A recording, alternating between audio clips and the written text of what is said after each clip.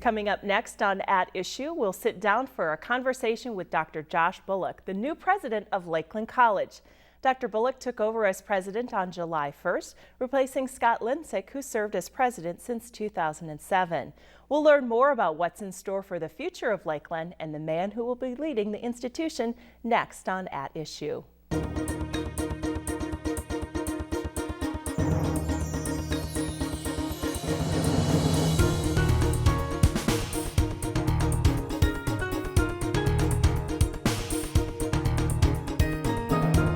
Dr. Bullock, thank you so much for coming over to the studios here at Eastern and talking to us about yourself and the future of Lakeland. I'm happy to be here, Lori. Thank you for having me. Well, let's talk about you've been president for about 3 weeks now. What have those first few weeks been like for you? They've been a wonderful experience.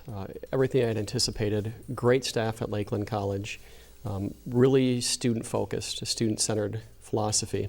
And the community's been wonderful. We have felt so welcome in the Mattoon area, the Charleston area. It has been good for our family and so far good for me in leading the institution.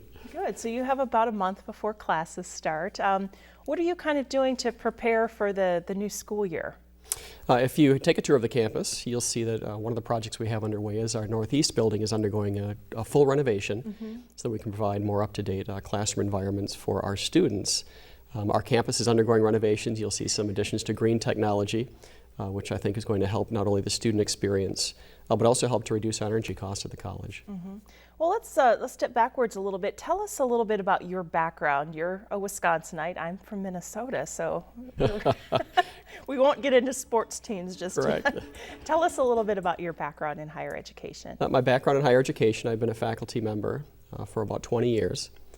Teaching at the university level in the areas of business, marketing, strategic planning, research, and for the last 12 years worked at Moraine Park Technical College in Wisconsin for the last 5 or 6 years as their Vice President of Strategic Advancement. So a strong background in education, but prior to that a strong background in business. I was an entrepreneur for 12 or 13 years and then worked in the corporate world for a number of years, so bring a very strong business sense and business sensibility to Lakeland College. So what sort of attracted you to the position at Lakeland? Well, there are a number of things. I think number one, just the reputation of Lakeland College. I'm not sure how many people are aware, but Lakeland College was recognized by the Aspen Institute as one of the 120 best community colleges in the nation. And that speaks volumes. That's an extremely incredible honor for the college to receive. So that really attracted me. And in addition to that, being from Wisconsin, I've always kept a pulse on the Illinois community college system. And again, it's a system that really supports higher education. Illinois is a great community for community colleges. It's a vibrant system. You can see by the number of community colleges throughout the state that they practice what they preach in making sure that they provide the options.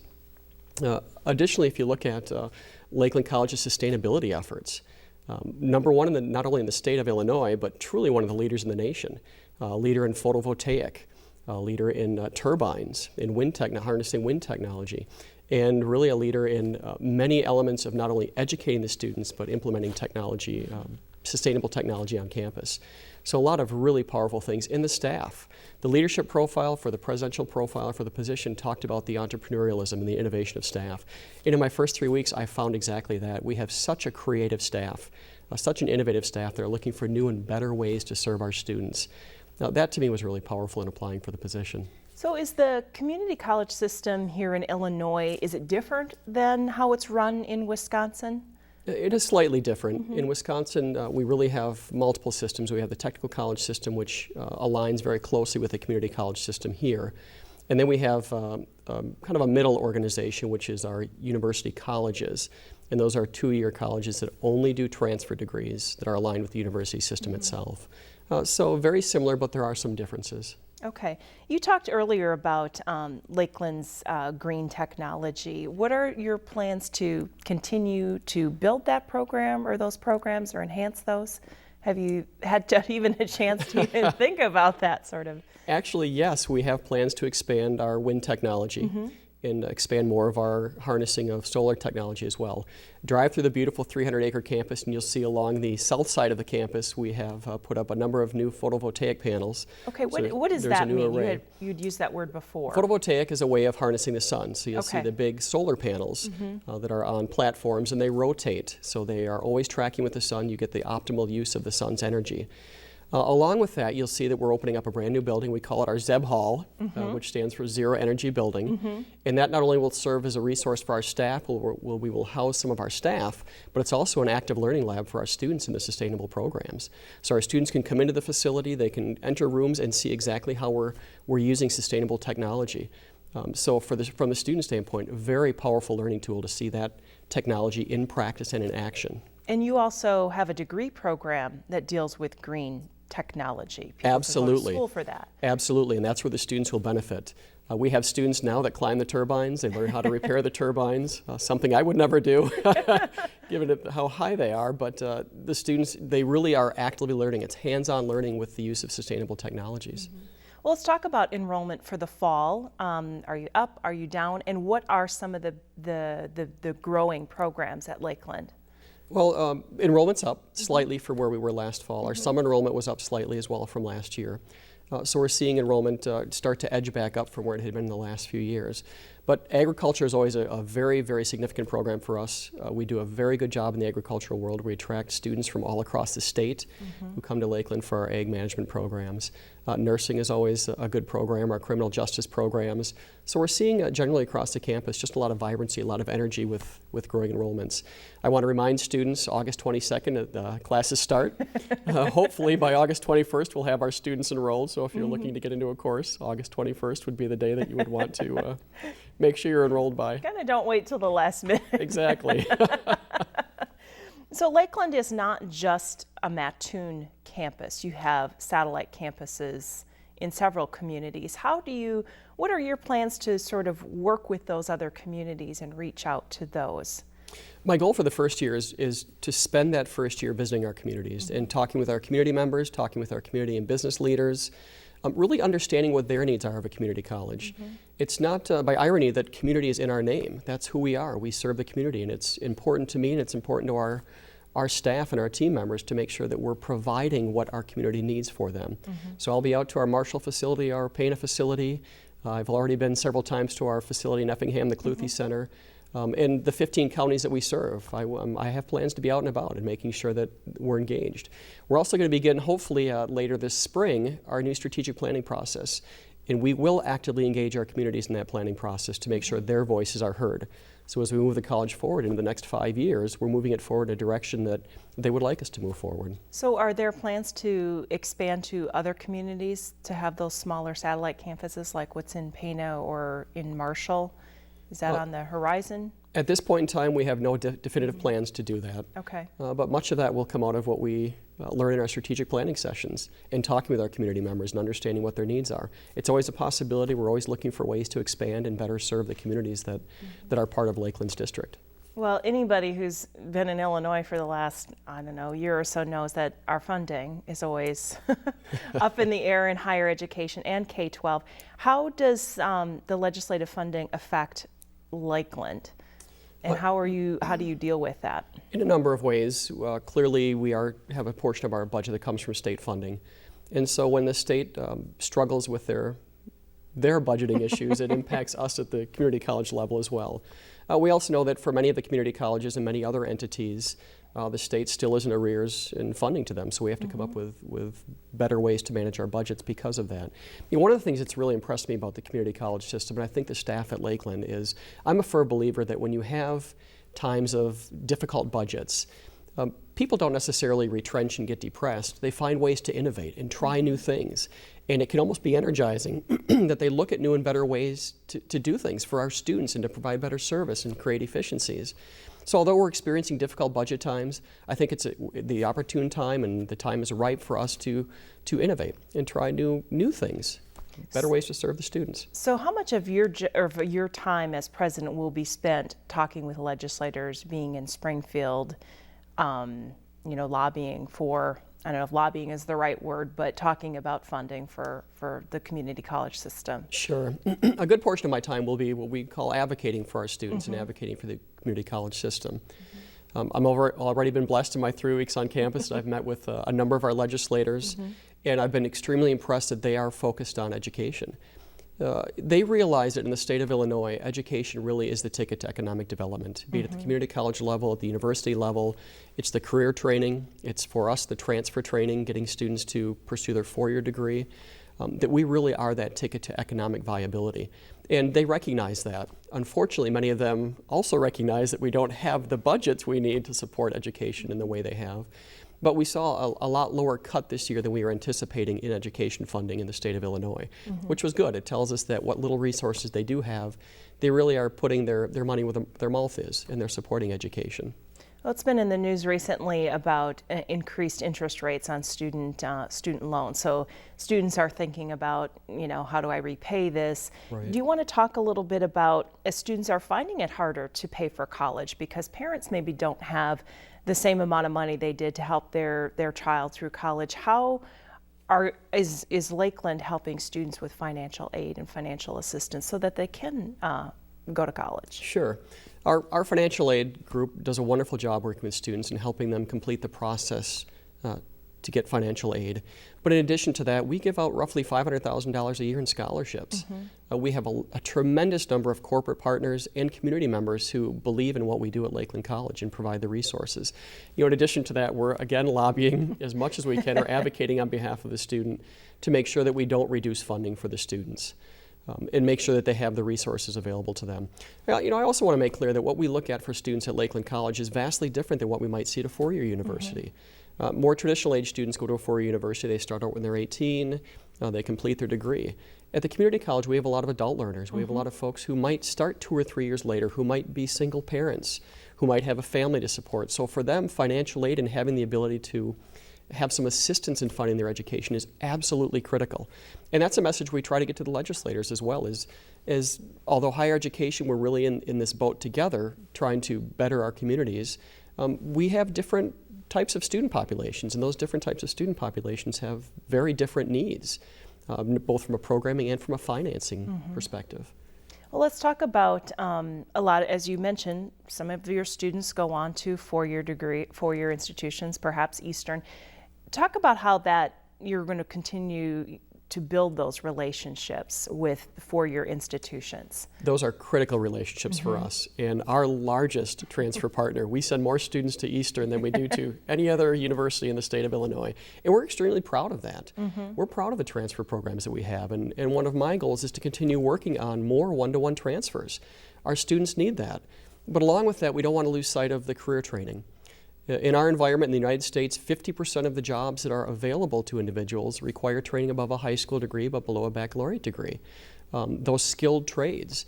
And we oftentimes lose sight of that. And that's a good portion of our population at Lakeland College, are those folks who are training to be a plumber or an electrician or a maintenance mechanic in jobs that not only are in high demand, but also earn extremely good livable wages. And so I think that's not only as we grow our transfer programs, but we're looking at growing our career programs as well. Okay, you had mentioned one-to-one transfer. For people who aren't familiar with that, can you explain what that is? Sure. One-to-one transfer means that you can take your 2 years at Lakeland College and directly transfer all of those credits to a 4-year university. So you are essentially completing your first 2 years of education at the community college and starting at junior status as you enter the 4-year university. So is that something that you have to work out with each 4-year institution, or if you work it out with Eastern, it transfers to all the other 4-year institutions? Generally, you work it out with each institution. Each Okay. institution has their own governing board, their own governing body, their own structure for how they structure their academic programs. So generally, you work it out with each educational institution. And again, we found great partners. We have partners that are willing to do that because they see the value. And quite honestly, for many students, it might make sense for them to start out in a community college. They might not know what they want to do with their life. They find that area that excites them, and they want to continue that at a 4-year, and to have that option available is tremendous. And to have partners like Eastern that are willing to allow our students to have that opportunity is really beneficial to not just us as colleges and universities, but to Coles County and the surrounding communities that we serve. Well, you had mentioned that there still is a percentage of students that go into that go to school for a specific trade. And on the front cover of the Full Circle magazine that I just got in the mail a few days ago, it talked about 3D printing technology as kind of one of the hot new areas. Can you talk a little bit about some of those, maybe that program in particular? Sure. What does that mean, and what kind of jobs are a result of a degree like that? Sure. Imagine being in manufacturing and the cost for a manufacturer to produce a part and to produce pilot parts. So they're out there and they spec a job, they want to build a part, and they have to set up their machines to produce this out of metal. Well, 3D printing uses a resin base, and it basically builds up the product from this resin. It prints the product in 3 dimensions. And so not only for us as a college to use that as a teaching tool, but when students go out into industry, they now have the ability to use this technology to save the employer's cost. They have the ability to use this for what we call one-up jobs, where it might be somebody in the medical field who needs a replacement for a knee. And maybe it's a child, and that child, they can't find a part out there that might fit that child's knee replacement, so they can manufacture these parts one-off or one-up. And so there's a lot of opportunity in manufacturing, there's a lot of opportunity in healthcare to use the 3D printing technology and what the program designs. So for programs like that, do the community colleges try to not overlap? So, maybe you have that program here at Lakeland, but not at Parkland up in Champaign, so that there's not overlap. It really depends on the saturation and the market need. If you look at, for instance, healthcare, just about every community college offers nursing, but that's because the demand is there. And we know that in all areas across the state of Illinois, we need nurses. But for some programs, you may take the approach that absolutely you work with your partners to say, listen, this is an area we're going to offer, and they may send some of their students there, and likewise, we may send our students to another college simply because they have the program that is offered, and we might not be able to afford because there's not enough saturation to offer that program. So are there new programs that you're looking into, maybe doing some research on, thinking about maybe we need to offer this as a new degree program for the future? Absolutely. And let me address it not only in the degree program, but also in just how we operate as a community college and some other offerings. We're part of a super consortium of 6 community colleges in many different counties and regional economic development corporations to look at boosting manufacturing skill sets. We know that with retirements that are pending in the next 5 to 15 years, we're going to see tremendous retirements in the manufacturing area. And we know with the growth of manufacturing, again with the economy kicking into high gear, manufacturers need workers. And so we're finding solutions to train, short-term training for manufacturing workers to get them at least skill sets so they can get started. Along with that, in the program area, with the plans that are in development for our new student area, we're looking at a culinary program. And so one of our goals for the next year is to investigate offering that culinary program.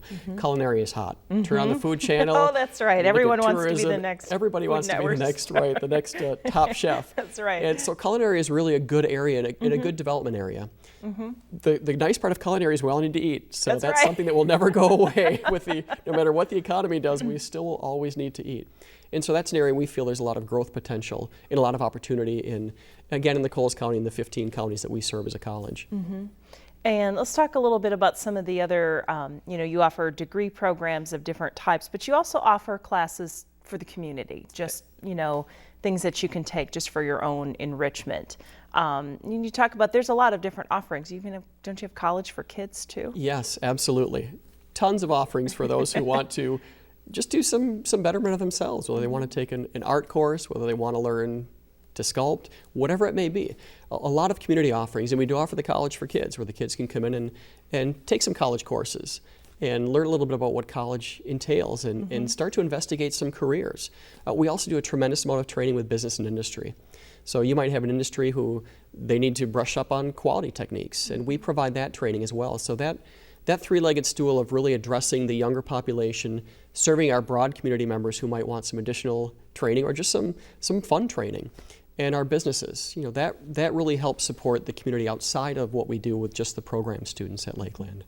Well, you've come to Lakeland, enrollment's up, lots of great things, new construction.